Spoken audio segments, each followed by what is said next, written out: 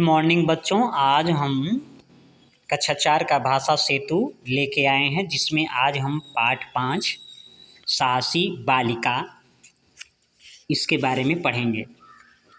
इस पाठ में समुद्र तट के निकट रहने वाली उस साहसी बालिका का चित्रण है जिसने अपनी जीवन की परवाह न करके डूबते हुए जहाज के 14 यात्रियों को बचाया था।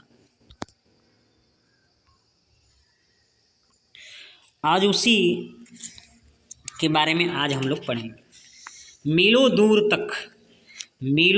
दूर तक फैले समुद्र के बीचों बीच कहीं कहीं प्रकाश स्तंभ बने होते हैं। प्रकाश स्तंभ का मतलब रोशनी के खंभे बने होते हैं, जो समुद्र में छिपी हुई चट्टानों से जहाज़ों को सावधान करने के लिए तथा मार्ग दिखाने के लिए बनाए जाते हैं। ऐसे ही एक प्रकाश स्तंभ पर एक 14 वर्षीय बच्ची अपनी माँ के साथ बैठी थी। इस प्रकाश स्तंभ का कर्मचारी उस बालिका का पिता था। वह किसी कार्य से नगर में गया था। इस बालिका का नाम था ग्रेस। इस बालिका का नाम ग्रेस था। यह प्रकाश स्तंभ लंदन से थोड़ी दूरी पर था। उस रात बहुत भयंकर आंधी आई। बालिका ग्रेस तथा उसकी माता ने भगवान का नाम लेकर किसी प्रकार रात बिताई। सवेरे ग्रेस ने दूरबीन से देखा कि दूर एक जहाज डूब रहा है। वह वीर बालिका उसी क्षण अपनी नाव लेकर समुद्र में उतर पड़ी। आंधी अभी पूरी तरह रुकी नहीं थी। समुद्र की लहरें बहुत ऊंची उछल रही थी, किंतु बालिका के मन में यही लगन थी कि यात्रियों को बचाना है। समुद्र की तेज छलकती लहरों ने कई बार ग्रेस की नाव को उलटने का प्रयत्न किया, लेकिन ग्रेस ने साहस नहीं छोड़ा, हिम्मत नहीं छोड़ी। किसी प्रकार वह जहाज के पास पहुंची। उसने देखा कि जहाज डूब चुका है, परंतु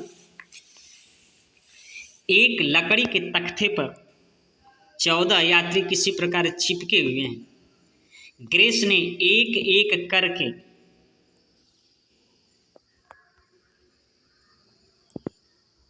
सभी यात्रियों को नाव पर चढ़ा दिया और सावधानी से नाव खेकर प्रकाश स्तंभ पर पहुंच गई। ग्रेस बहुत थक गई थी। नाव से उतरते ही वह माता की गोद में जा गिरी। कुछ देर में ग्रेस के पिता भी लंदन से वापस आ गए। उन्होंने सब यात्रियों को नगर में पहुंचा दिया। सभी यात्रियों ने उस साहसी बालिका के सुखी जीवन के लिए भगवान से प्रार्थना की तथा उसे अनेक उपहार दिए। तो इस प्रकार बच्चों ये पाठ समाप्त हो गया। तो बच्चों, आप सभी को भी साहसी बनना चाहिए तथा लोगों की सहायता करनी चाहिए। तो चलिए अब हम शब्द अर्थों को देख लेते हैं। प्रकाश स्तंभ मतलब रोशनी के खंभे। साहस का अर्थ है हिम्मत। प्रार्थना का अर्थ निवेदन। भयंकर मतलब डरावना, साहसी, बहादुर। और उपहार का मतलब होता है भेंट।